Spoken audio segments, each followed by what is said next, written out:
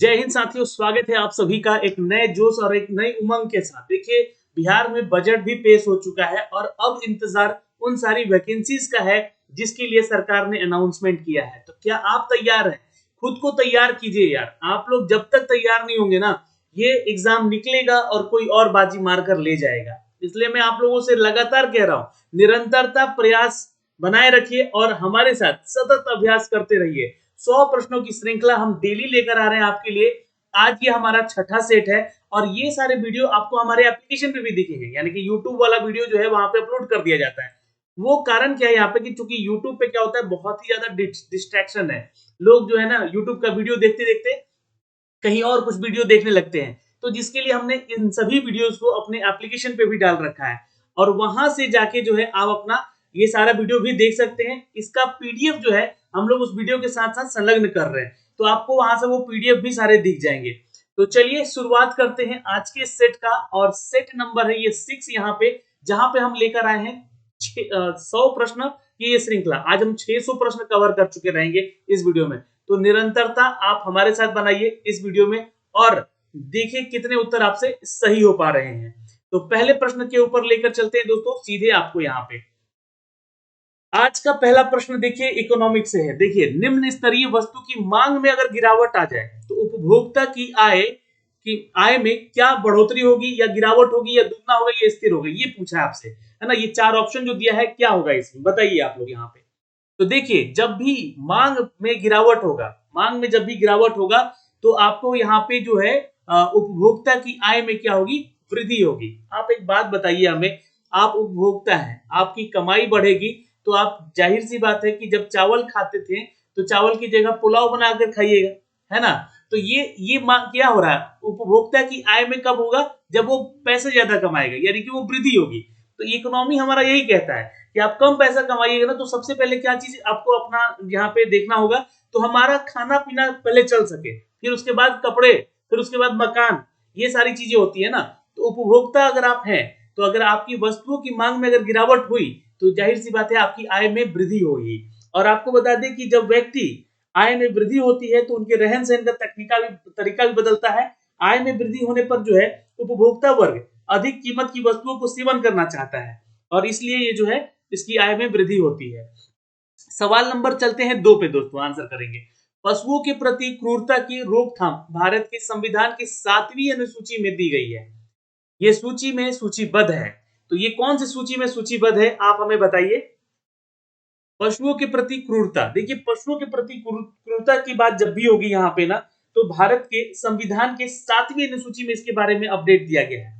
तो ये आप लोग थोड़ा सा लिख लीजिएगा, क्योंकि ये सारी चीजें जो है ना आपको नहीं मिलेगा। इसका पीडीएफ जो हम लोग दे रहे हैं ना, उस पीडीएफ में भी सिर्फ क्वेश्चन आंसर है, जिससे कि आपका जो है प्रैक्टिस बन सके, अभ्यास हो सके। ठीक है, तो आप लोग जाके हमारे वाईटी एजुकेशन के एप्लीकेशन को डाउनलोड कर लीजिए भाई, लिंक हमने डिस्क्रिप्शन में दे रखा है, वहां से आप लोग डाउनलोड कीजिए और वहां से पीडीएफ भी मिल जाएगा। वीडियो यही वाला आपको वहां पे अपलोड कर देता हूँ, क्योंकि मैं वीडियो का कोई चार्ज आप लोगों से नहीं लेना चाहता हूँ। बहुत सारे गरीब छात्र हैं बेचारे, अपनी पढ़ाई करते हैं, उनके पास पैसे नहीं होते हैं, जिसके चलते वो जो है वीडियो के पैसे दे सके, मतलब कि 5,000 6,000 कहीं पे करके वो पढ़ सके। नहीं, ये सारी चीजें आपको 100 रुपए में भी मिलेगी और 200 रुपए में भी मिलेगी। ऐसा ही रेट हम लोग रखेंगे हमेशा आप लोग के लिए, ताकि आपकी तैयारी में कोई रुकावट ना हो। ठीक है, तो पहला क्वेश्चन है यहाँ पे। दूसरा क्वेश्चन है कि पशुओं के प्रति क्रूरता के रोकथाम को लेकर भारत के संविधान में 7वीं अनुसूची में, तो ये नोट कर लीजिएगा, यहाँ से 7वीं अनुसूची में इसको अपडेट किया गया है। तो ये किस सूची में सूचीबद्ध है, तो आंसर कीजिएगा दोस्तों, ये समवर्ती सूची में सूचीबद्ध है। B is the correct answer, note कर सकते हैं यहाँ पे। भारतीय संविधान का अगर आप लोग भाग जो है 4 उठा के पढ़िए, है ना, भाग क्या 4 उठा के पढ़िए, तो उसमें आर्टिकल जो है हमारा 48 दिया गया है ना, जिसमें कि कृषि और पशुपालन के संवर्ग के बारे में सारी जानकारी आपको देखने को मिलेगी। तो आप लोग जो है इसको ध्यान में रखिएगा, आर्टिकल 48 के और उपखंड क में, है ना, क में पर्यावरण के संरक्षण के बारे में बताया गया है। लेकिन पशुओं की क्रूरता के बारे में आर्टिकल 48 में ही हमें बता दिया गया था। क्या भाई, तो अनुच्छेद 48 में कृषि और पशुपालन के संवर्धन किए गए हैं, और 48 का क बोल देगा तो बोलिएगा यहाँ पर कि इसमें पर्यावरण संरक्षण और संवर्धन का, जो कि वन जीवों की रक्षा करता है, उसके बारे में है। आर्टिकल 51 जब बोलिएगा ना, यहाँ पे थोड़ा सा ध्यान दीजिएगा, आर्टिकल 51 के क में अगर आपसे पूछ देगा तो बताइएगा कि ये जो है 6, यानी कि 6 में प्राकृतिक पर्यावरण की रक्षा और उसके संवर्धन के बारे में, यानी कि उसके क्षय के बारे में, यानी कि जो भी चीजें मतलब खराब ना हो उसकी संरक्षा करना, उसकी रक्षा करना, इसके बारे में। सवाल नंबर 3 पे चलते हैं, आइए। बहुत इंपॉर्टेंट है ये भी सवाल। चोल अभिलेखों में उल्लेखित है भूमि की विभिन्न कोठियों के अनुसार किस विश्वविद्यालय में रख रखाव भूमि कहा जाता है इसको? तो आंसर कीजिएगा थोड़ा सोच समझ के। यहाँ पे देखिए क्वेश्चन इंपॉर्टेंट है। चोल अभिलेखों में उल्लेखित है भूमि की विभिन्न कोठियां, जिसके अनुसार यहाँ पे किस विश्वविद्यालय में इसके रख रखाव के बारे में बताया गया है? तो ये शाला भोग, यहाँ पे सी उत्तर कर लीजिएगा दोस्तों, जो भी छात्र यहाँ पे उत्तर कर रहे हैं। शाला भोग को किसी विद्यालय में रख रखाव की भूमि को कहा जाता था। क्या कहा जाता था उसको? शाला भोग कहा जाता था। अच्छा देखिए, जो ब्रह्मदेव थे, ब्राह्मण थे, उनको दान देना, ये भी हमारे भूमि को ही कहते थे, है ना। उनमें भूमि को भी दान करते थे लोग। देवदान, देवताओं का मंदिर, है ना, दान में दिए गए भूमि को कहते थे हम लोग, ठीक है, देवदान कहते थे उसको। चलिए, और सवाल नंबर चलते हैं 4 पे, आंसर करेंगे। किस मशीन का उपयोग करते हैं तो घर्षण में उत्पन्न ऊष्मा नष्ट हो जाती है, या फिर उसके किसके कारण होता है? ये किसके कारण होता है ये पूछा गया है एक्चुअली। तो किसी मशीन का उपयोग करते हैं तो घर्षण में उत्पन्न ऊष्मा नष्ट हो जाती है, तो ये ध्यान रखिएगा दोस्तों, ये होता है उसके घर्षण के चलते हैं। B is the correct answer. जब हम किसी मशीन का उपयोग करते हैं तो घर्षण से उत्पन्न ऊष्मा जो है वो नष्ट हो जाती है, और यह ऊष्मा घर्षण के कारण उत्पन्न होती है। देखिए, जैसे भी कोई संपर्क में रखी दो वस्तुओं के मध्य में एक प्रकार का बल कार्य करता है, ये हमें जो है यह बल का घर्षण का नियम हमें बताता है कि मान लीजिए कि दो वस्तुएं रखी गई हैं और ये बिल्कुल चिपका के रखा गया है, तो ये इसका भी बल लग रहा है और इसका भी बल लग रहा है, ठीक है। तो दोनों वस्तुओं का बल कार्य करता है यहाँ पे। तो गति में वस्तु का विरोध होता है और यह बल का ही घर्षण का नियम कहलाता है। और घर्षण का जो दिशा होता है हमेशा वस्तु की गति के दिशा के विपरीत होता है। ये आप लोग पढ़े होंगे ना 12th में। अच्छा, ये क्वेश्चन पूछ देगा आपसे एग्जाम में कि बताइए हमें कि घर्षण जो होता है कितने प्रकार का होता है? तो बोलिएगा कितना? 3 प्रकार का होता है सर, है ना। एक होता है आपका 3 प्रकार का, कौन कौन होता है? एक होता है आपका स्थैतिक, है ना। दूसरा होता है आपका अ, दूसरा होता है आपका सर्पी, सर्पी घर्षण, है ना। और तीसरा होता है आपका लोटनिक घर्षण। तीसरा क्या होता है? लोटनिक, है ना। तो ये 3 तरह के घर्षण होते हैं। सवाल नंबर चलते हैं 4 5 पे। चार मीनार का निर्माण किसने किया था? आइए, ये बहुत ही अच्छा सवाल है। आंसर कीजिएगा, Mohammed Quli Qutub Shah is the correct answer. C is the right answer. जी हाँ, चार मीनार का निर्माण मोहम्मद कुली कुतुब शाह ने किया था। और चार मीनार जो है कहाँ पे है भाई? तो ये हैदराबाद में है। कहाँ पे है? हैदराबाद में है। अच्छा, आपसे एक सवाल जरूर पूछ लेगा कि हैदराबाद किसकी राजधानी है, कौन से स्टेट की? तो ये देखिएगा, तेलंगाना, है ना। तेलंगाना की राजधानी है हैदराबाद, ये आप नोट कर लीजिएगा। अशोक ने सांची का स्तूप भी बनवाया और हुमायूं का मकबरा दिल्ली में है। हुमायूं का मकबरा दिल्ली में है और इन्होंने सांची का स्तूप बनवाया जो कि मध्य प्रदेश में है। और मोहम्मद कुली कुतुब शाह जो कि ये चार मीनार का निर्माण करवाए थे, जो कि हैदराबाद में है, ठीक है, याद रखेंगे। सवाल नंबर चलते हैं 6 पे। लिखित कथन पर विचार करें, कौन सा सही है यहाँ पे? आइए देखिए, कथन यहाँ पे पूछ रहा है कि हाल ही में गूगल की पेरेंट कंपनी जो अल्फाबेट को सीईओ बनाए गए हैं, और अल्फा गूगल कंपनी के पेरेंट कंपनी अल्फाबेट का सीईओ बना है, क्या ये कथन सही है? बिल्कुल कथन सही है। ये अल्फाबेट जो है गूगल की ही कंपनी है। जनवरी 2020 में प्रभावी जो सैलरी पैकेज है उसके अंतर्गत सुंदर पिचाई को, है ना, सुंदर पिचाई की बेसिक सैलरी में 200% का इजाफा किया गया था। ये भी कथन सत्य है। और सुंदर पिचाई को बेसिक सैलरी के तौर पे यहाँ पे, है ना, ये 14.2 करोड़ का रुपया मिलेगा। ये उनका पैकेज है। तो ये सभी कथन सही है। D is the correct answer. सवाल नंबर 7 पे चलते हैं। हैंड इन हैंड नामक पुस्तक, सॉरी माफ करेंगे, हैंड इन हैंड नामक संयुक्त परीक्षण सेना दिवस का आयोजन भारत और किस देश के बीच संयुक्त रूप से किया जाता है?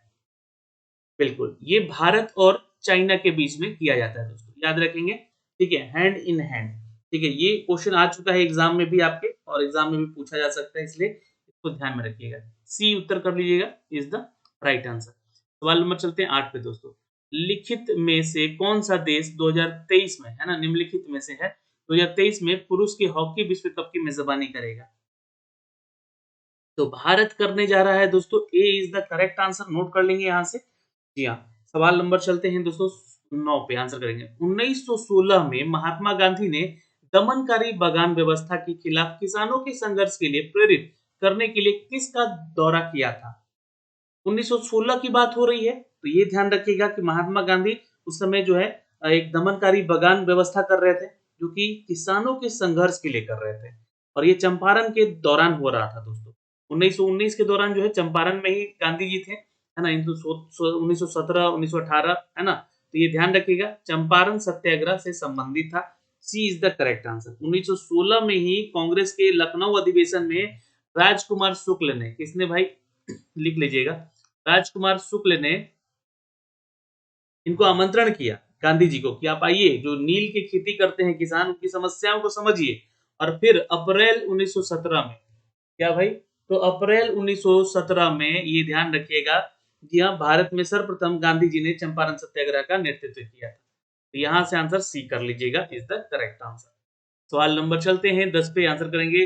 महात्मा गांधी जी जो है जनवरी 1915 में भारत वापस लौटे थे, कहां से? तो आंसर कर लीजिएगा दोस्तों यहाँ पे दक्षिण अफ्रीका से। A is the correct answer, note कर सकते हैं यहाँ से। जी हाँ, महात्मा गांधी 1915 में दक्षिण अफ्रीका से भारत आए, और ये कब आए थे? तो 9 जनवरी को। अब ये 9 जनवरी सन 1915 जो है, ये तिथि इंपॉर्टेंट है, और आपको बता दें कि ये इस दिन प्रवासी दिवस के रूप में हम लोग मनाते हैं, है ना, प्रवासी दिवस के रूप में इसको हम लोग मनाते हैं। ठीक, तो ये दो चीजें ध्यान में रखिए। महात्मा गांधी जो है फिर 1893 में गए हुए थे दक्षिण अफ्रीका, और अब्दुल्ला सेठ के कार्यों के लिए वहां पे गए थे, उनकी पैरवी के रूप में।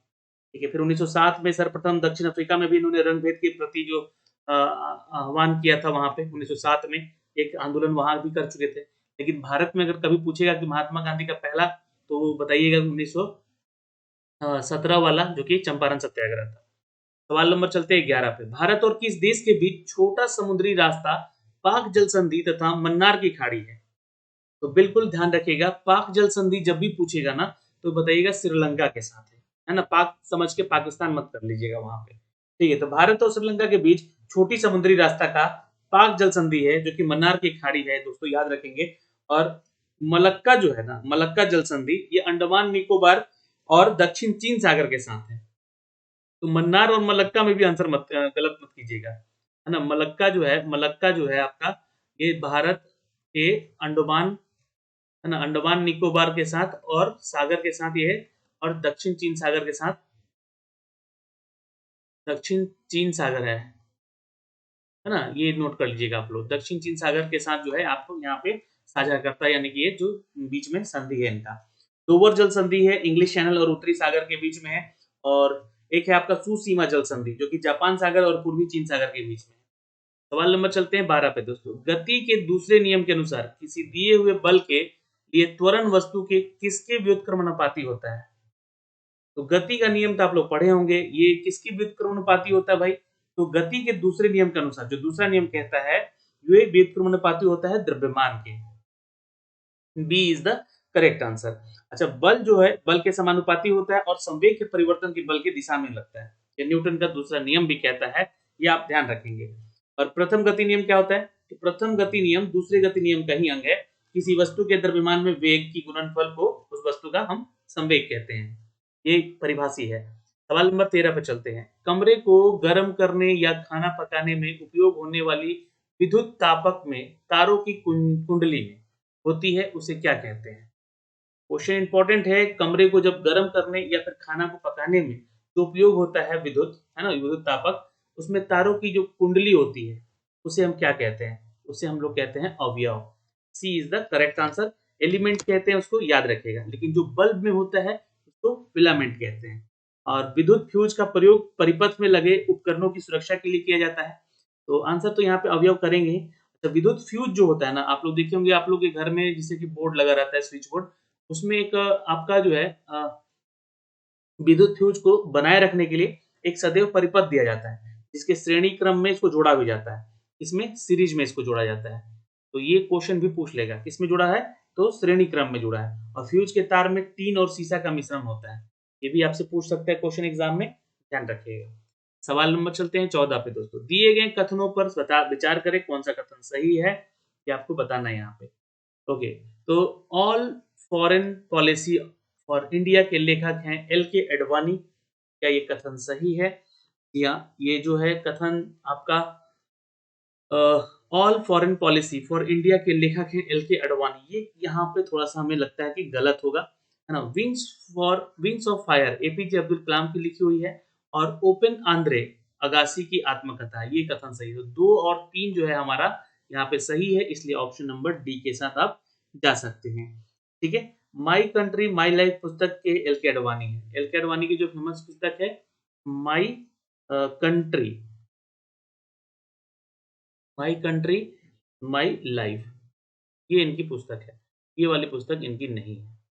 सवाल नंबर चलते हैं दोस्तों 15 पे। निम्नलिखित नदियों में से किस नदी का उद्गम नेपाल में और वह गंगा नदी में आकर मिली है? नेपाल में उद्गम हुआ है कोसी नदी का, और आके मिलती है वो गंगा बिहार में। तो यहाँ से आप लोग नोट कर सकते हैं दोस्तों, यहाँ पे A is the correct answer. और कोसी नदी की कुल लंबाई पूछता है अक्सर। कोसी नदी की कुल लंबाई है 730 किलोमीटर। कोसी नदी की मुख्य धारा जो है अरुणा कहलाती है। क्या कहलाती है? अरुणा कहलाती है। ठीक है। कोसी नदी अपना मार्ग बदलने के लिए भी प्रसिद्ध है, इसलिए इसको बिहार का शोक भी कहते हैं। ठीक है। और कोसी का सहायक नदी इसमें से बहुत सारा है। तामुर कोसी है, इंद्रावती है, दूध कोसी है, भोट कोसी है। ये सब उनकी जो है, क्योंकि ये नदी बहुत अपना रास्ता बदलने के लिए फेमस है कोसी नदी, इसलिए इसका नाम भी ज्यादा है यहाँ पे। सवाल नंबर 16 पे चलते हैं। गांधी इरविन समझौता में निम्नलिखित में से कौन सी एक शर्त नहीं रखी गई थी? गांधी इरविन समझौता के लिए निम्नलिखित में से कौन सी एक शर्त नहीं रखी गई थी? तो आंसर कर लीजिएगा दोस्तों कि खादी उत्पादन पर टैक्स हटाना, इस पे कोई समझौता नहीं रखा गया था। तो यहाँ पे हमारा उत्तर जो है बी हो जाएगा। गांधी इरविन समझौता में मुख्यतः अगर देखिएगा तो 3 चीजें बात हुई थी। एक, नमक टैक्स हटाना कानूनी तौर पर, और उत्पादन जो है व्यापार और बिक्री को अनुमति देना था। और भारतीय राष्ट्रीय कांग्रेस पर गोलमेज सम्मेलन की भाग लेना था, ये भी था। और भारतीय राष्ट्रीय कांग्रेस को सविनय अवज्ञा आंदोलन को रोकने के लिए बोलना था, यानी कि रोकना होगा। तो ये भी एक समझौता था गांधी इरविन का। अब आपको क्वेश्चन पूछेगा ये कि कब हुआ था ये आपका समझौता। तो 5 मार्च डेट याद रखिएगा, सन 1931 गांधी इरविन समझौता हुआ था। ये कहाँ हुआ था? तो ये दिल्ली में हुआ था। ठीक है, तो ये नोट कर लीजिएगा यहाँ से। दिल्ली समझौता के नाम से भी इसको हम लोग जानते हैं। सवाल नंबर 17, सेब की निम्नलिखित में से कौन सा एसिड पाया जाता है?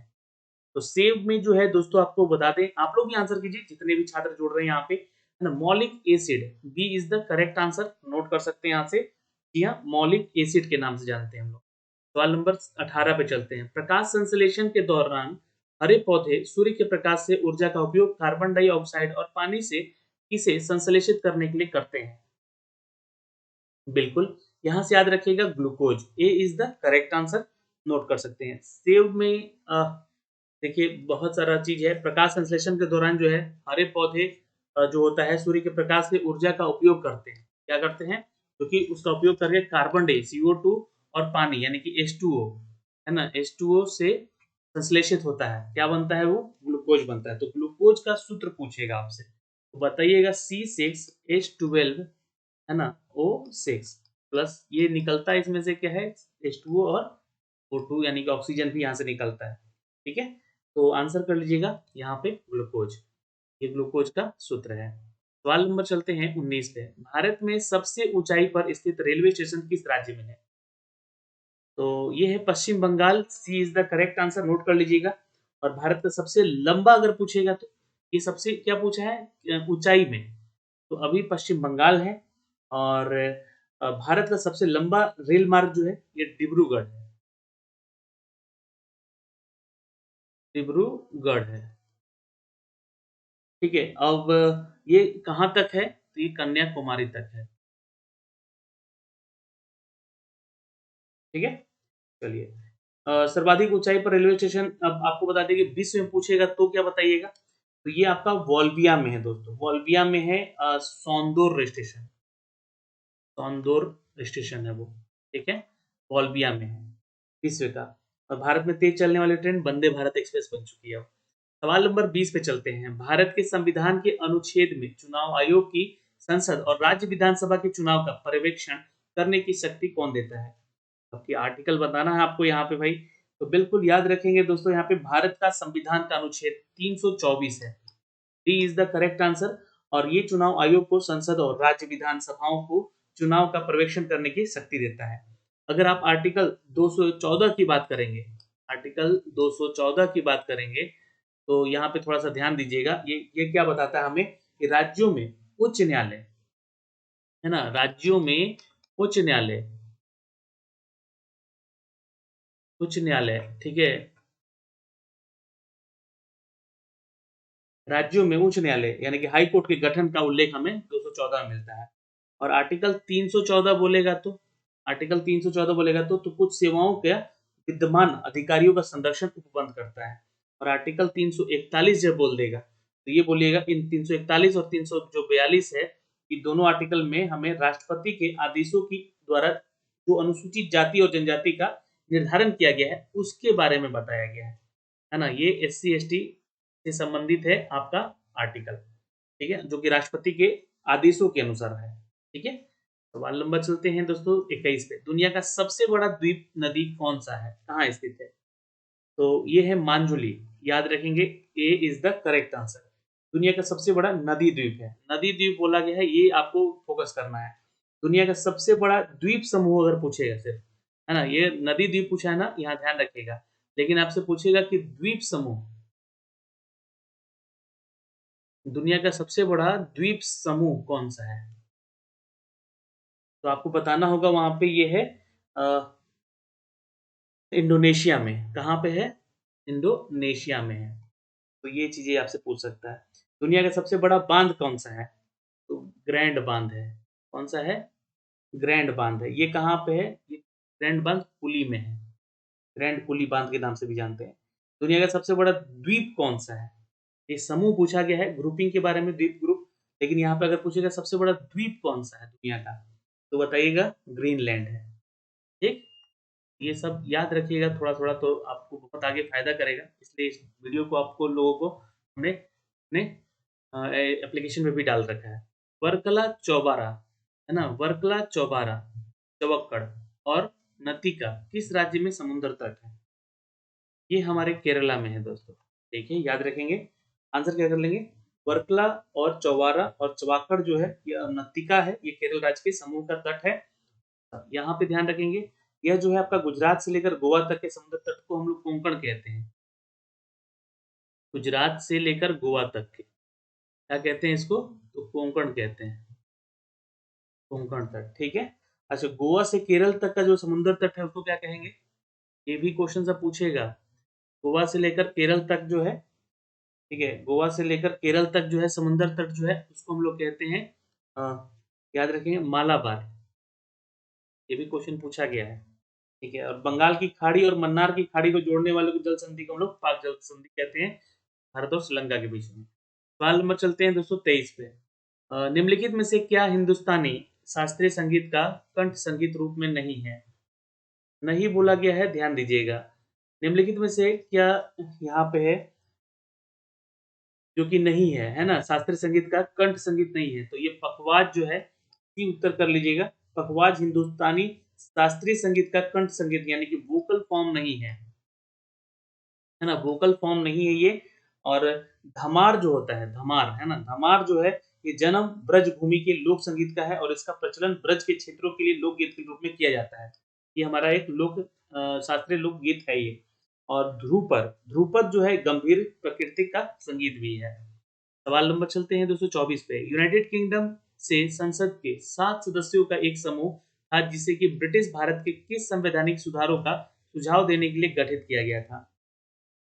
देखिए याद रखेंगे दोस्तों, यहाँ पे क्वेश्चन नंबर 24 का, यहाँ पे यूनाइटेड किंगडम यानी कि यूके के संसद के 7 सदस्यों का एक समूह था जिसके ब्रिटिश भारत के किस संवैधानिक सुधारों का सुझाव देने के लिए गठित किया गया था? तो साइमन कमीशन के लिए। B is the correct answer. Simon Commission Bharat आया था जिसका विरोध भी हुआ था, और ये 1880 के दौर में लॉर्ड रिपन को भारत का वायसराय बनाया गया था, ठीक है, ये भी ध्यान रखेंगे।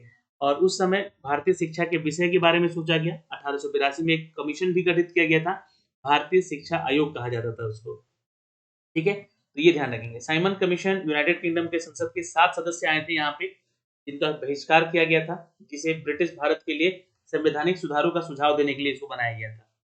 सवाल नंबर चलते हैं 25 पे दोस्तों। भारत के बैंकिंग विनियम है ना, बैंकिंग विनियम अधिनियम कब पारित किया गया था? तो ये आंसर कर लीजिएगा 1949 में। D is the correct answer, note कर सकते हैं यहाँ से। जी हाँ, भारतीय रिजर्व बैंक की स्थापना कब हुई थी? तो 1935 में हुई। सवाल नंबर चलते हैं दोस्तों 26 पे। दिल्ली के सिंहासन में बैठने वाली पहली और एकमात्र मुस्लिम महिला कौन थी? तो ये रज़िया बेगम थी, ये तो सभी को ही आप जानते हैं, दिल्ली सिंहासन पर बैठने वाली एकमात्र मुस्लिम शासक रज़िया सुल्तान या रज़िया बेगम कह लीजिए, है ना? दिल्ली की जनता का सहयोग किया उन्होंने कब? 1236 ईस्वी में रज़िया सुल्तान बनी थी और रज़िया की हत्या कर दी गई थी। या फिर उसके बाद कौन बना था? बहराम, है ना? बहराम नाम था उसका, याद रखेंगे। ये इसकी हत्या के बाद जो है ना बहराम शाह, है ना? जो कि 1240 में ये क्या बना था? यहाँ का शासक बना था। तो रज़िया सुल्तान उत्तर हो जाएगा सी। सवाल नंबर चलते हैं, मगध की राजधानी कौन-सी है? चलिए, बहुत अच्छा सवाल है। मगध साम्राज्य का शासन जो है करने वाला राजवंश, प्रथम राजवंश विषय पर अगर हम बात करें, तो बौद्ध ग्रंथ और पुराणों में भी इसका अलग-अलग विवरण मिलता है। लेकिन यहाँ पे आप गिरिवृज कर लीजिएगा, है ना? गिरिवृज जो है, B is the correct answer, यानी कि आज के ये राजगीर को हम लोग कहते हैं, राजगृह कहते हैं इसको, अपनी राजधानी बनाया गया था। बौद्ध ग्रंथों में हमें ऐसा उल्लेख मिलता है। सवाल नंबर चलते हैं 28 पे। सोमनाथ को जीतकर लौटते समय मोहम्मद कब्ज की खाड़ी के रास्ते क्यों गया? क्योंकि सामान्य रास्ते को भोज परमार ने रोक रखा था। ये ध्यान रखिएगा, यहाँ पर सोमनाथ को जीतकर लौटते समय मोहम्मद जो है, मोहम्मद गौरी जो है, ये कच्छ है, ये कब्ज नहीं है, कच्छ। ये कच्छ की खाड़ी के रास्ते इसलिए गया था क्योंकि सामान्य रास्ते को भोज परमार ने, है ना? भोज परमार जो है आपका एक शासक था वहाँ का, ये रोक रखा था और परमार वंश के राजा भोज का समय जो है उस समय माना जाता था। ये 1000 ईस्वी से लेकर आपका 1055 ईस्वी तक का जो समय था, ये राजा भोज परमार का शासनकाल था। ठीक है? तो ये आप यहाँ ध्यान रखिएगा, यहाँ से इसलिए उस रास्ते से नहीं लौटा था। सवाल नंबर चलते हैं 29 पे। तालीकोटा का युद्ध लड़ा गया था। बिल्कुल, ये ध्यान रखिएगा, तालीकोटा का युद्ध विजयनगर और बीजापुर, अहमदनगर, बीदर तथा गोलकुंडा की संयुक्त सेनाओं के बीच लड़ा गया था। विजयनगर, बीजापुर, अहमदनगर, बीदर तथा गोलकुंडा के संयुक्त सेनाओं के बीच लड़ा गया था। यह युद्ध कब हुआ था? तो ये आपको ध्यान रखना है, जनवरी 1565 में ये युद्ध लड़ा गया था। कब? 1565 में। इस युद्ध के पश्चात विजयनगर का पतन भी हुआ था। ठीक है? तो ये क्वेश्चन भी पूछता है कि विजयनगर के पतन का क्या कारण है? तो तालीकोटा का युद्ध होता है। ये आप लोग पढ़ेंगे क्राउन में या लुसेंट में भी पढ़ेंगे आप लोग। मिर्जा गालिब किस सम्राट के लिए समय अ, समकालीन था? एक्चुअली मिर्जा गालिब का समकालीन पूछा गया है। ठीक है? तो महान शायर थे मिर्जा गालिब, ये ध्यान रखिएगा। और मुगल सम्राट बहादुर शाह द्वितीय के समय थे ये, उनके समकालीन थे। तो इसके लिए आपको उत्तर सी करना होगा और बहादुर शाह द्वितीय को बहादुर शाह जफर के नाम से भी जानते थे। यह मुगल वंश का अंतिम शासक था, है ना? ये अंतिम शासक था। सवाल नंबर चलते हैं 31 पे। अकाल तख्त का निर्माण किया गया था। अकाल तख्त का निर्माण जो है गुरु हरगोविंद ने किया था। P is the correct answer, यहाँ से आप लोग नोट कर सकते हैं दोस्तों। P is the correct answer. ठीक है? ये क्वेश्चन भी आपके परीक्षा में पूछा गया है। और अकाल तख्त का निर्माण हरगोविंद ने किया था। सिखों के ये कौन से? तो छठवें गुरु थे। ये लिख लीजिएगा, सिखों के ये क्या थे? तो छठवें गुरु थे। सिख संप्रदाय के लोग हैं और उनके हरगोविंद सिंह छठे गुरु थे। इन्होंने शाहजहां के शासनकाल में इनको समकालीन माना जाता है और शाहजहां के शासनकाल में जो है इनके साथ संघर्ष भी हुआ, यानी कि युद्ध भी हुआ। गुरु गोविंद सिंह ने माफ करेंगे, श्री हरगोविंद जी ने अमृतसर के किलेबंदी करवा दी गई थी इनको। तो यहाँ से आप आंसर कर लीजिएगा बी। सवाल नंबर चलते हैं दोस्तों 32 पे। बाल विवाह को निरुत्साहित करने वाले यहाँ पर अधिनियम 1891 में मुख्यतः किसके अनुरोध पर पारित हुआ था? तो 1891 की जब बात होगी यहाँ पे, तो ये आयु अधिनियम पारित किया गया था। क्या आयु अधिनियम पारित किया गया था? जिसे कि 12 वर्ष के लिए किया गया था। 12 वर्ष से कम आयु की कन्याओं का विवाह पर बैन कर दिया गया। तो ये आपको ध्यान रखना होगा। जी हाँ, केशव चंद्र सेन और बेहराम जी मलवारी। तो यहाँ पे आंसर करिएगा दोस्तों, यहाँ पे अ,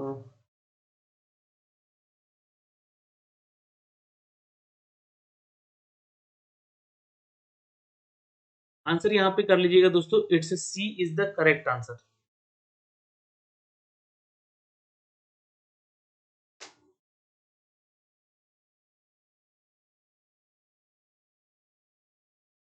चलिए आगे देखते हैं।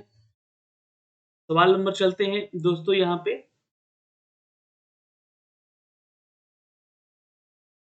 सवाल नंबर 33 पे चलते हैं, ठीक है। कौन क्रांतिकारी अपने जीवन के अंत में रामकृष्ण मिशन के स्वामी बन गए थे? तो बिल्कुल याद रखिएगा, जितेंद्र नाथ चट्टोपाध्याय। ठीक है, आंसर यहाँ से क्या कर लीजिएगा, जितेंद्र नाथ चट्टोपाध्याय। ये क्रांतिकारी थे और अपने जीवन के अंत में रामकृष्ण मिशन के स्वामी बन गए थे। रामकृष्ण मिशन का स्थापना पूछेगा आपसे, है ना, रामकृष्ण मिशन का स्थापना वर्ष पूछेगा तो 1893 ईस्वी है। राम और स्वामी विवेकानंद के द्वारा ये किया गया था। किसके द्वारा? स्वामी विवेकानंद के द्वारा ये किया गया था दोस्तों। यहाँ से आप लोग नोट कर सकते हैं। ये स्वामी विवेकानंद के गुरु का नाम क्या था? तो स्वामी रामकृष्ण परमहंस था। जितेंद्रनाथ चट्टोपाध्याय जो थे क्रांतिकारी थे, जो कि अपने जीवन के अंत में यहाँ के स्वामी बने थे। सवाल नंबर चलते हैं 234 पे। वर्ष 1885 में भारतीय राष्ट्रीय कांग्रेस के गठन की दौरान गवर्नर कौन था?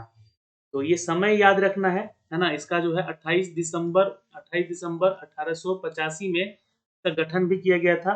और यहाँ पे आपको बता दें कि बंबई के गोकुल दास तेजपाल संस्कृत कॉलेज के भवन में हुआ था। जिस समय ये भारतीय राष्ट्रीय कांग्रेस की स्थापना की गई थी, उस समय भारत का वायसराय जो था लॉर्ड डफरिन था। ठीक है, तो यहाँ से आंसर ए कर लीजिएगा, is the correct answer. A is the correct answer. सवाल नंबर चलते हैं दोस्तों यहाँ पे 35 पे आंसर कर लेंगे। पेट्रोल में लगी आग को बुझाने के लिए प्रायः जल का इस्तेमाल नहीं किया जाता है, क्योंकि क्योंकि यहाँ पे है जल और पेट्रोल के आपस में जो मिश्रण बनता है वो अमिश्रण कहलाता है। और अमिश्रण जो होता है वो पेट्रोल जल की सतह पर पतन कर देता है, यानी कि ऊपर तैरने लगता है, जिससे कि आग और तेजी से लपेटने लगता है। तो आंसर यहाँ पे कर लीजिएगा, जल और पेट्रोल का आपस में अमिश्रण होना। ठीक है, तो D is the correct answer. यहाँ से आप लोग नोट कर सकते हैं दोस्तों। चलिए बहुत अच्छे। अभी सभी कोई उत्तर नीचे कमेंट सेक्शन में कर रहा होगा, आई थिंक, मुझे लगता है। ठीक है, प्रतिरोध और विसंक्रामक के रूप में प्रयोग किए जाने वाले गहरे बैगनी रंग का यौगिक है। प्रतिरोध और विसंक्रामक के रूप में प्रयोग किए जाने वाले गहरे बैगनी रंग का जो यौगिक है वो पोटेशियम परमैंगनेट होता है। C is the correct answer. यहाँ से नोट कर सकते हैं। इसका सूत्र पूछेगा कभी पोटेशियम परमैंगनेट का, तो KMnO4 है दोस्तों। ठीक है, याद रखिएगा। ये इसे लाल दवा भी कहते हैं हम लोग। ठीक है, रासायनिक तौर पर अगर जल का ऑक्साइड होता है तो ये रंगहीन, गंधहीन और स्वादहीन भी होता है। जल, ठोस और द्रव और गैस तीनों अवस्था में इसको पाया जाता है। सवाल नंबर चलते हैं दोस्तों यहाँ पे 37 पे। स्थानिक तौर पर जल क्या है? तो रासायनिक है एक्चुअली, स्थान नहीं है, ये रासायनिक तौर पे होगा मुझे लगता है। रासायनिक तौर पर जल क्या है? तो यहाँ पे आपको बता दें कि रासायनिक तौर पर जल एक ऑक्साइड है। ठीक है, क्या कीजिएगा, जल एक ऑक्साइड है और यह रंगहीन, गंधहीन होता है। सवाल नंबर चलते हैं दोस्तों 38 पे।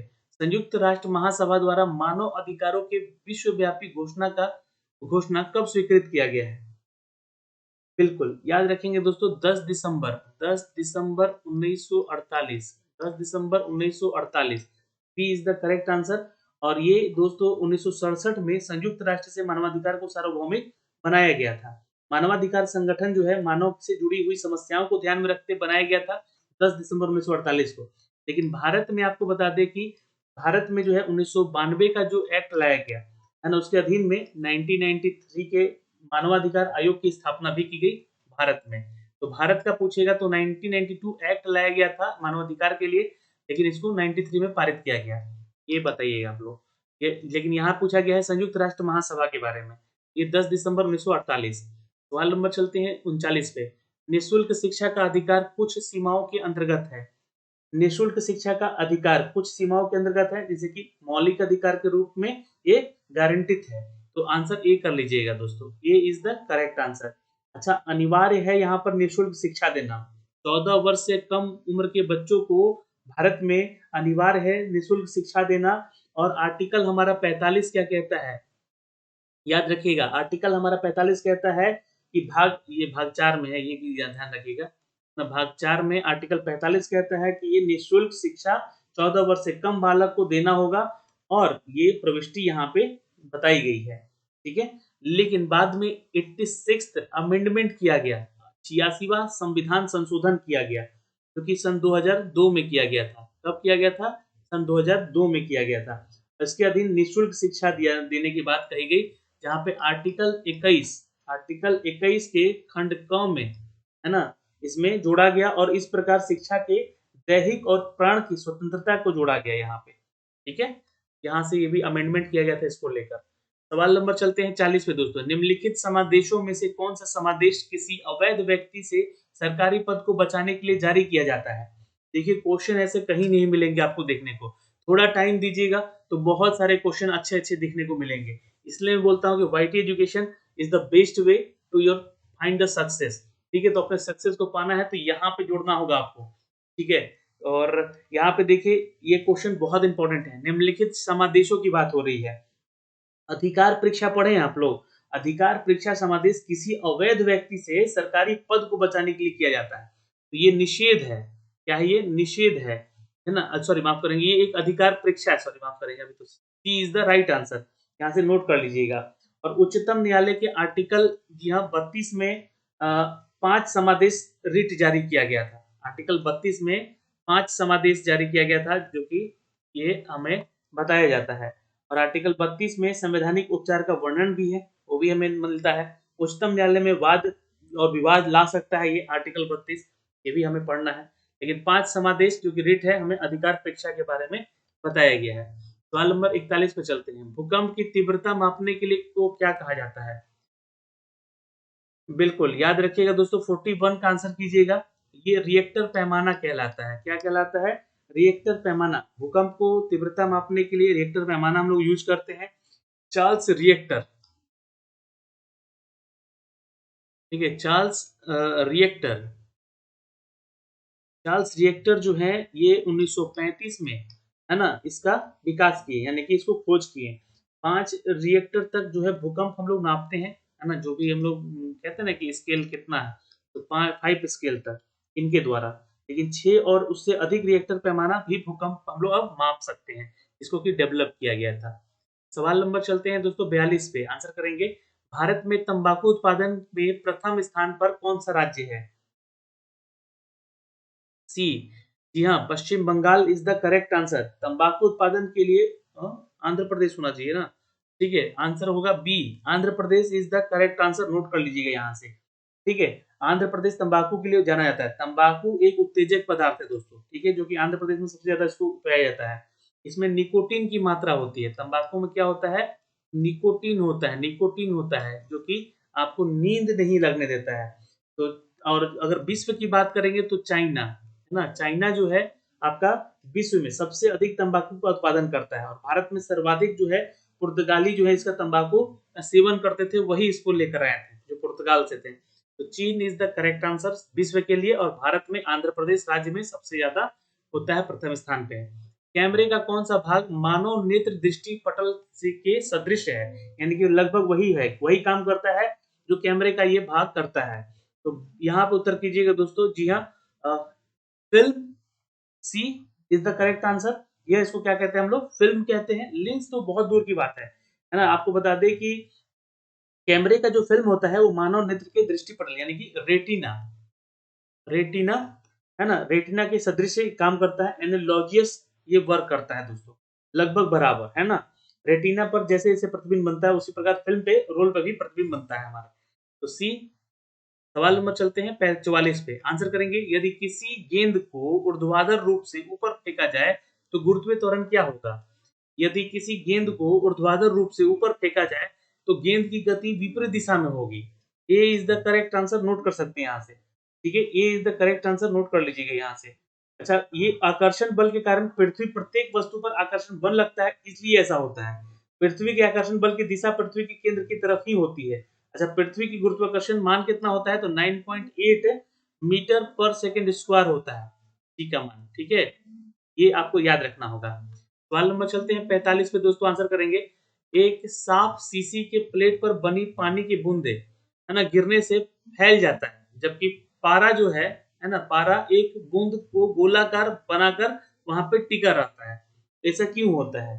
तो ये ध्यान रखिएगा, एक साफ शीशे का प्लेट पे जब भी आप पानी का बूंद गिराइएगा तो वो धीरे धीरे फैलेगा, जबकि पारा जो है अपना एक बूंद गोलाकार बना देगा, क्योंकि पारे का जो कोहेशन होता है, हम लोग ससंजक बल कहते हैं, कोहेशन। है ना, जो कोहेशन होता है उसका शीशे के साथ जो है आसंजन यानी कि एडहेंशन, है ना, ये अधिक होता है। इसलिए जो है आपका आंसर यहाँ पे क्या कर लीजिएगा, जी हाँ, तो आंसर कर लीजिएगा पारे के ससंजन तथा उसके शीशे के साथ असंजन से अधिक होना, यही इसका कारण है। D is the correct answer. सवाल नंबर चलते हैं दोस्तों 46 पे। भारत के पृथ्वी पर मार करने वाली सबसे पहली सफलतापूर्वक विकसित देशज मिसाइल कौन सी है?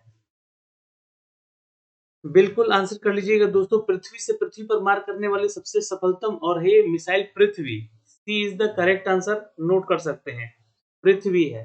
पृथ्वी का जो प्रक्षेपास्त्र है, ये प्रथम परीक्षण हुआ था कब? 1988 में। कब किया गया था? 1988 में, चांदीपुर में। कहाँ किया गया था? चांदीपुर में किया गया था। चांदीपुर अंतरिक्ष प्रशिक्षण केंद्र है। पृथ्वी मिसाइल का न्यूनतम मारक क्षमता कितना होता है? ये होता है दोस्तों 40 किलोमीटर का, है ना? एक बार छूटेगा तो 40 किलोमीटर तक भेद करके आएगा, और अधिकतम है 250। इसका रेंज अगर पूछेगा तो बताइएगा 40 किलोमीटर से 250 किलोमीटर तक का रेंज है ये। ठीक, तो ये आपको कम से कम ध्यान रखना होगा। सवाल नंबर 47 पे चलते हैं। दक्षिण अफ्रीका में महात्मा गांधी द्वारा प्रकाशित पत्रिका का नाम क्या था? ये क्वेश्चन बता चुके हैं। Indian Opinion, C is the correct answer. ठीक है, इसको आप लोग लिख लीजिएगा, याद भी कर लीजिएगा, है ना। महात्मा गांधी जो है 1893 में अब्दुल्ला नामक व्यापारी के केस के लिए पैरवी कर रहे थे और दक्षिण अफ्रीका गए थे उस समय। ठीक है, ये यहाँ पे जो है इंडियन ओपिनियन करके ये जो है आपका भारत में प्रकाशित किए महात्मा गांधी, दक्षिण अफ्रीका में, माफ करेंगे, है ना, प्रकाशित की थी। इसका नाम था इंडियन ओपिनियन। और 1907 में दक्षिण अफ्रीका में सर्वप्रथम उन्होंने सत्याग्रह भी किया था। 1907 में, मैंने जैसे कि ऊपर आपको बताया भी है क्वेश्चन। सवाल नंबर चलते हैं 48 पे। चाइना मैन शब्द का प्रयोग किस खेल के लिए किया जाता है? चाइना मैन जो है आपको किस तरह का वर्ड है? ये ऐसा वर्ड है जो कि किस खेल के लिए किया जाता है? बिल्कुल, आंसर कीजिए यहाँ पे बी, क्रिकेट के लिए किया जाता है। ठीक है? अच्छा, ये ऐसा जो है ना कौन करता है? चाइना मैन एक बॉलिंग का प्रकार है ना? ये बॉलिंग का एक प्रकार है दोस्तों, ठीक है? तो ये जो है आपको एक बॉलर करता है, ठीक है? और ये कौन-सा बॉलर कर सकता है? तो लेफ्ट आर्म बॉलर कर सकता है। ठीक है? तो यहाँ से आप नोट कर लिए, अपने कलाइयों की सहायता से बॉल को घुमाकर फेंकना, ये कहलाता है। अच्छा, क्रिकेट का सर्वोच्च संस्था जो है आईसीसी, जिसका मुख्यालय 1 अगस्त 2005 को कहाँ बनाया गया था? तो याद रखिएगा 1 अगस्त 2005 को बना है आईसीसी, ठीक है? दुबई में, ठीक है? सवाल नंबर चलते हैं दोस्तों 49 पे आंसर करेंगे। और दादा साहेब फाल्के पुरस्कार प्राप्त करने वाली पहली महिला कौन थी? तो याद रखेंगे दोस्तों यहाँ पे ये थी देविका रानी, जी हाँ, देविका रानी रोरिक, ठीक है? ये प्रथम महिला थी। B is the correct answer. सवाल नंबर चलते हैं 50 पे। भारत में स्थलाकृति मानचित्र निम्नलिखित में से कौन सा संगठन बनता है? तो आंसर कर लीजिएगा दोस्तों यहाँ पे। भारत के स्थलाकृति मानचित्र भारतीय सर्वेक्षण विभाग के द्वारा बनाया जाता है। किसके द्वारा? भारतीय सर्वेक्षण संस्था के द्वारा बनाया जाता है। भारतीय सर्वेक्षण गठन का मुख्यालय कहाँ पर है? ये कोलकाता में है। लिख लीजिएगा, कोलकाता में है। ठीक है, कहाँ पे है? कोलकाता में है। और भारतीय पुरातात्विक सर्वेक्षण की स्थापना कब की गई थी?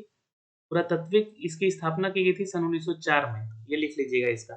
भारतीय और इसके जो लॉर्ड कर्जन थे उस समय, शायद, है ना, लॉर्ड कर्जन, ये पूछता है एग्जाम में, लॉर्ड कर्जन के समय हुआ था। ठीक है, चलिए। और भारतीय राष्ट्रीय आय का आकलन केंद्रीय सांख्यिकी संगठन करता है। केंद्रीय सांख्यिकी संगठन यानी कि एससीओ करता है, ये भी ध्यान रखिएगा। सवाल नंबर चलते हैं दोस्तों 51 पे। अंतर्राष्ट्रीय न्यायालय में न्यायाधीशों की संख्या कितनी होती है? अंतर्राष्ट्रीय न्यायालय में जो है न्यायाधीशों की संख्या कुल 15 होती है दोस्तों। B is the correct answer, note कर सकते हैं यहाँ से। ठीक है, अंतर्राष्ट्रीय न्यायालय की स्थापना जो है कहाँ पर है? द हेग में। ठीक है, ये 1945 में इसको निर्मित किया गया था और 1946 में इसका कार्य शुरू किया गया। ये भी क्वेश्चन पूछता है, इसलिए कंफ्यूज मत होइएगा। सवाल नंबर चलते हैं दोस्तों 52 पे। तमाशा एक नृत्य की प्रकार है, किस राज्य से शुरू किया गया है? तमाशा, तमाशा देखिए हमने आपको जो है ना स्टैटिक जीके का पूरा सिनारियो करवा रहे हैं सुबह 10 बजे के क्यूज सेंशन में, है ना? तो वहां पे भी हम लोगों ने नृत्य को भी कंप्लीट कर लिया है, एक राज्य के नृत्य को लेकर। तमाशा नृत्य जो है किस राज्य में शुरू हुआ था? तो महाराष्ट्र का है ये। ठीक है, यहाँ पे ध्यान में रखिएगा, क्वेश्चन इंपॉर्टेंट है। और कालबेलिया नृत्य जो है राजस्थान का है, राजस्थान का है कालबेलिया। अच्छा, यक्षगान और करगम, ये कर्नाटक का है। यक्षगान और करगम, ये कहाँ का है? तो कर्नाटक का है। भारतनाट्यम जो है तमिलनाडु का है।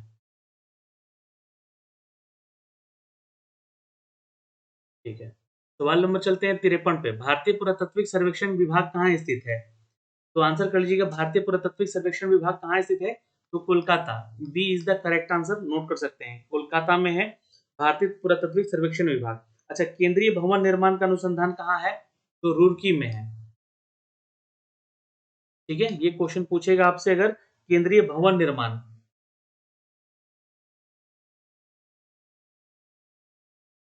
है ना, यहाँ से आप लोग नोट कर लीजिए, केंद्रीय भवन निर्माण अनुसंधान रुड़की में है। ओके। बहुत सारी चीजें हैं यहाँ पे, जैसे कि रमन अनुसंधान संस्थान, ये बेंगलुरु में है। भारतीय मौसम अनुसंधान, ये नई दिल्ली में है। ठीक है, मौसम वाला। और पेट्रोलियम संस्थान जो है देहरादून में है। और चेन्नई में है आपका चमड़ा अनुसंधान। ठीक है, बहुत लोग कंफ्यूज हो रहे थे कल, है ना, टेस्ट में। तो चेन्नई में है आपका चमड़ा उद्यान, चमड़ा अनुसंधान संस्थान।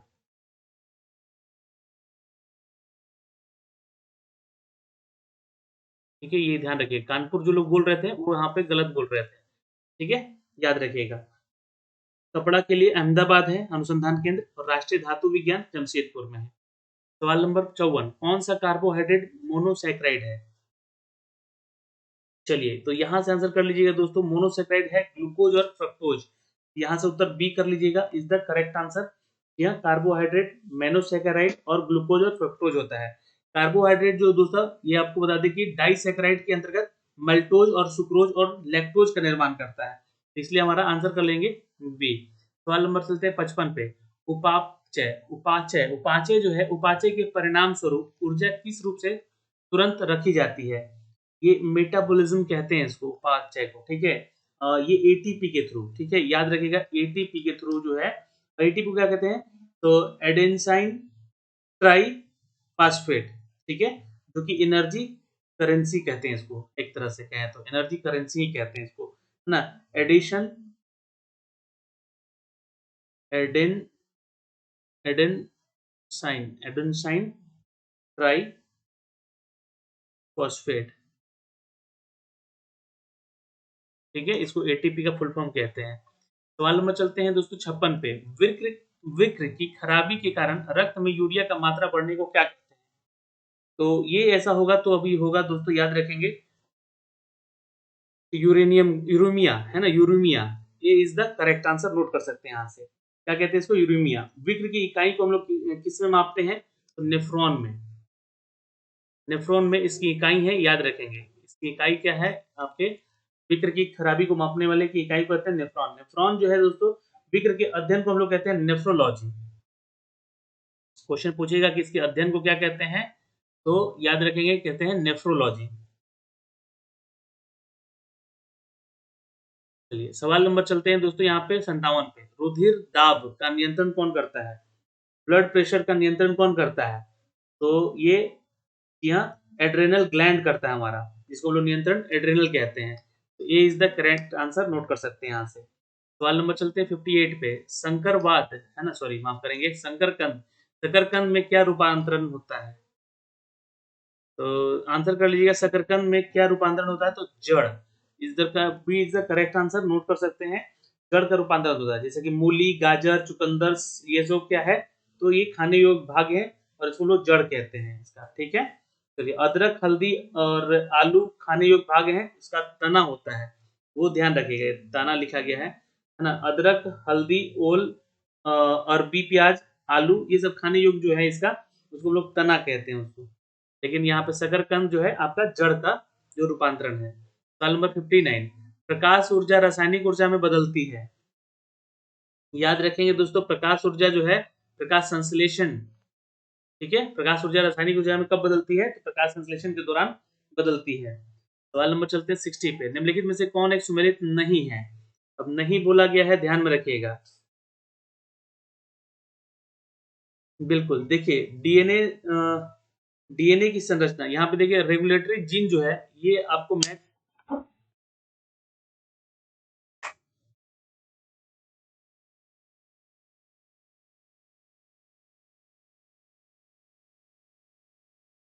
चलिए यहाँ पे थोड़ा सा नोट कर लीजिएगा आप लोग यहाँ पे, है ना। ये रेगुलेटरी जीन जो है ये लेटेस्ट डिनर को यहाँ पे कनेक्ट किया गया है, जो कि ये जैकब और मोनो होगा।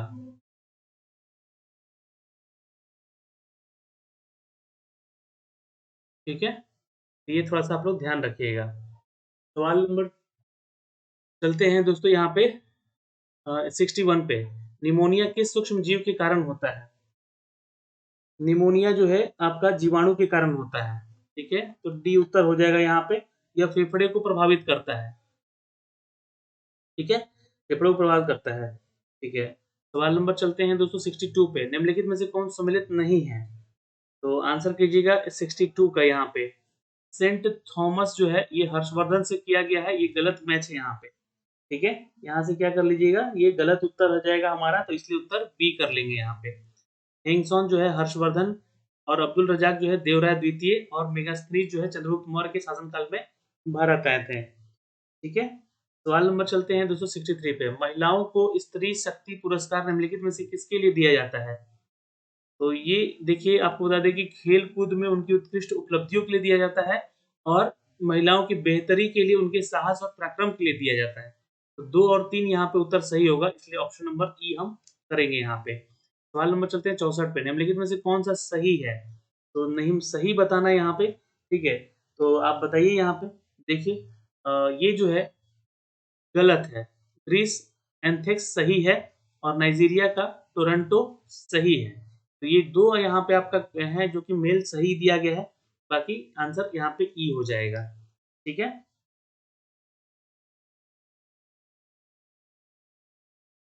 सवाल नंबर चलते हैं 65 पे। निम्नलिखित में से कौन सा कथन सत्य है? तो 65 का उत्तर कीजिएगा जल्दी से आप लोग यहाँ पे। देखिए, ये कल्पक्कम जो है ये इंदिरा गांधी परमाणु अनुसंधान स्थित है यहाँ पे, सही बात है। और तरल नोदन तंत्र केंद्र महेंद्रगिरी नामक स्थान पर स्थित है, ये भी सत्य है। तो सी उत्तर कर लीजिएगा, ए और बी सत्य है। निम्नलिखित में से कौन सा कथन सत्य सही है, मतलब सही है, कथन सही है, ये बताना है आपको। तो नेताजी सुभाष चंद्र बोस राष्ट्रीय खेलकूद संस्थान पटियाला में स्थित है, और भारत का सबसे बड़ा संग्रहालय कोलकाता में है, ये भी सही है। तो यहाँ पे उत्तर हम सी कर लेंगे। सवाल नंबर चलते हैं, रडार इमेजिंग सैटेलाइट संबंधी निम्नलिखित कथनों पर विचार कीजिए। तो आंसर कर लीजिएगा दोस्तों। रडार इमेजिंग सैटेलाइट संबंधी जो है आपका कथनों पर विचार करना है, तो उत्तर कीजिएगा 67 का। यह पहला भारतीय सैटेलाइट है जिस पर के माइक्रोवेव इमेजिंग जो विन्यास है ये उपलब्ध किया गया, ये कथन सत्य है। यह उपग्रह भारत की सुरक्षा समर्थकों के लिए बनाया गया था, और यह बरसाती और मेघना क्षण, है ना, यानी कि वर्षा के पानी को छानना परिस्थितियों में भी पृथ्वी का प्रतिबिंब रात दिन ले सकते हैं इसमें। तो मतलब कि आप लोग जो है मेघना क्षण यानी कि बारिश होते समय भी यहाँ पे प्रतिबिंब यानी कि इमेजिंग हम लोग डाउनलोड कर सकते हैं इससे। ये सभी सही है, डी उत्तर कर लीजिएगा यहाँ पे। सवाल नंबर चलते हैं 68 पे। निम्नलिखित में से कौन सा कथन सुमिलित है? चलिए 68 पे चलते हैं। यहाँ पे देखिए, पुलित्जर पुरस्कार जो है धन्वंतरी पुरस्कार चिकित्सा संबंधित है, ऑस्कर सिनेमा से संबंधित है, ग्रैमी पुरस्कार संगीत से संबंधित है, और पुरस्कार जो है पत्रकारों से संबंधित है। तो पुरस्कार भाई ये पुलित्जर पुरस्कार होगा यहाँ पे, तो ये सभी सम्मिलित है यहाँ पे। ठीक है, ई ऑप्शन यहाँ पे हम दे सकते हैं इज द करेक्ट आंसर।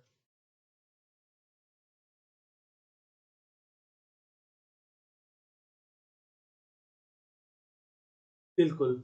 सवाल नंबर 69। भारत प्रथम भारतीय संप्रेषण सैटेलाइट एप्पल कब छोड़ा गया? तो आंसर कीजिएगा दोस्तों। भारत का प्रथम भारतीय प्रशिक्षण प्रक्षेपण, है ना, संप्रेषण सैटेलाइट एप्पल जो है ये छोड़ा गया था 18 नहीं 19 जून 1981 को। B is the correct answer. सवाल नंबर चलते हैं दोस्तों यहाँ पे क्वेश्चन नंबर 70 पे। भारत में प्रत्येक वर्ष 28 फरवरी राष्ट्रीय विज्ञान दिवस के रूप में मनाया जाता है। यह दिन किसके लिए है? तो 1928 में सीवी रमन ने यह खोज किया था, जिसके बाद यह इनके रमन इफेक्ट के भी नाम से जानते हैं हम लोग। इसका आंसर डी कर लीजिएगा। सवाल नंबर चलते हैं 71 पे। विटामिन डी के सर्जन में निम्नलिखित में से कौन सा पाया जाता है? विटामिन डी के उत्सर्जन के लिए देखिए कैल्सीफेरॉल कहते हैं उसको। D B is the correct answer, note कर सकते हैं यहाँ पे। सवाल नंबर 72। के बिड़ला फाउंडेशन द्वारा 1991 में साहित्य के क्षेत्र में उत्कृष्ट योगदान के लिए किस सम्मान की स्थापना की गई थी? तो याद रखेंगे दोस्तों, सरस्वती सम्मान, ये is the correct answer. Saraswati Samman is the right answer note कर सकते हैं। फटाफट देखते हैं यहाँ पे, चूंकि ये सारे स्टैटिक जीके हैं। जनगणना 2011 के अनुसार किस राज्य की साक्षरता दर सबसे अधिक है? केरल का है, B is the correct answer. सबसे कम किसका है? तो बिहार का है। ठीक है, सवाल नंबर चलते हैं 74 पे। आनंद वन स्थापित करने के लिए कौन सा विख्यात है? तो आनंद वन जो है फेमस है, बाबा आमटे से ये संबंधित है। A is the right answer note कर सकते हैं यहाँ पे। A is the correct answer note कर सकते हैं यहाँ पे। और बाबा आमटे ने अपनी पूरी जिंदगी जो है ना कुष्ठ रोगियों की सेवा में निकाली थी, और इनका मूल नाम था डॉक्टर मुरलीधर देवदास।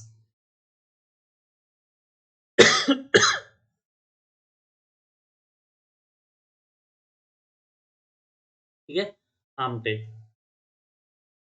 सवाल नंबर चलते हैं दोस्तों 75 पे। केंद्रीय चमड़ा उद्योग कहाँ है? तो ये मैंने आपको बताया चेन्नई में है। सवाल नंबर 76 पे चलते हैं। निम्नलिखित में से कौन सा युग सुमेलित नहीं है? नहीं बोला गया है, तो ध्यान रखिएगा यहाँ पर अमीर खुसरो जो है सरोज सेन को सम्मिलित किया गया है। ये यहाँ पे उत्तर गलत होता है। अमीर खुसरो जो है ना, ये सितार वादक है ना। और तृतीय हिंद भी इनको कहते थे। ठीक है, तो ये ध्यान रखिएगा यहाँ से। सवाल नंबर 77। शरीर का तापमान मापने वाला यंत्र को क्या कहते हैं? फटाफट बताइए। थर्मामीटर से आप लोग बुखार बुखार नापते हैं ना, तो ये उत्तर हो जाएगा। सवाल नंबर 78। राजस्थान की सीमा कितने राज्यों की सीमाओं को स्पर्श करती है? तो आंसर कीजिएगा 5। ये is the correct answer note कर सकते हैं यहाँ पे। अब वो कौन कौन से राज्य हैं आप कमेंट सेक्शन में कमेंट करके हमें बताइए। ठीक है, एक तो आपका यूपी हो जाएगा, एक दिल्ली हो जाएगा, ठीक, एक आपका गुजरात हो जाएगा, और बाकी 2 नाम आप हमें कमेंट सेक्शन में कमेंट करके जरूर बताइएगा। ठीक है, चलिए एक नाम और बता देते हैं, एक एमपी भी हो जाएगा। अब एक और स्टेट है जो कि इसके साथ साझा करता है, वो कौन सा राज्य है? सवाल नंबर चलते हैं 79 पे।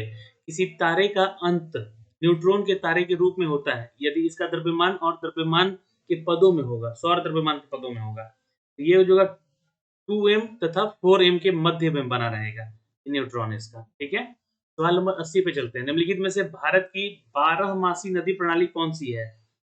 तो सिंधु को कहते हैं हम लोग 12मासी। ठीक, सवाल नंबर चलते हैं 81 पे। जल राशियों के स्वभाव के अंतर स्पष्ट किया जाता है। देखिए, जो स्टैटिक जीके है उसको मैं फटाफट करवा देता हूँ ताकि आपका समय ज्यादा यहाँ पे बेकार ना हो। लेकिन जो फैक्ट चीजें आपको दी जा रही है ना, तथा कथित जो यहाँ पे व्याख्या दिया जा रहा है, उसको ध्यान में समझना है आप लोग को। जल राशियों के स्वभाव में अंतर स्पष्ट किया जाता है ये घनत्व से। B is the correct answer. सवाल नंबर चलते हैं 82 पे। भारत का पहला तेल शोधन कारखाना कौन सा है? डिगबोई रिफाइनरी है। B is the correct answer note कर सकते हैं यहाँ पे। सवाल नंबर चलते हैं 83 पे। कोयला किस चट्टान में पाया जाता है? कोयला किस चट्टान में पाया जाता है? तो याद रखेंगे दक्षिणी भारत के के परतदार चट्टान या अग्नेय चट्टान में पाया जाता है। तो ये जो है अवसादी चट्टान है। ठीक है, अवसादी चट्टान याद रखेंगे, है ना। ये जो है अवसादी चट्टान में पाया जाता है। ठीक है, ये ध्यान रखिएगा, यहाँ ऑप्शन नहीं है, इनमें से कोई नहीं कर लीजिएगा। D is the correct answer. सवाल नंबर चलते हैं दोस्तों 84 पे, आंसर कर लीजिएगा। भक्ति आंदोलन की शुरुआत भारत के किस क्षेत्र में हुई है? तो दक्षिण भारत से शुरू हुआ था। दक्षिण भारत में भक्ति आंदोलन है, और उसके संघर्ष भी आपको पढ़ना है आगे। सवाल नंबर चलते हैं दोस्तों 85 पे। भारतीय बैंकों की विदेशों में शाखाएं किस देश में सर्वाधिक है? तो ये यूनाइटेड किंगडम में है सबसे ज्यादा। यूनाइटेड किंगडम में है, यूके में है, याद रखेंगे, इंपॉर्टेंट है।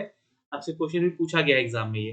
सवाल नंबर 86। प्लास्टिक कचड़े का अधिकांश भाग अंततः समाप्त होता है बिल्कुल समुद्र में बह जाने से नहीं, ये ऊर्जा के लिए जलाना नहीं, जमीन में भरने से नहीं, ये पुनः चक्रण करने से होता है, यानी कि रिसाइकलिंग से। तो डी ऑप्शन यहाँ पे हो जाएगा दोस्तों। ठीक है, आंसर यहाँ पे डी कर लीजिएगा। सवाल नंबर 87 पे चलते हैं।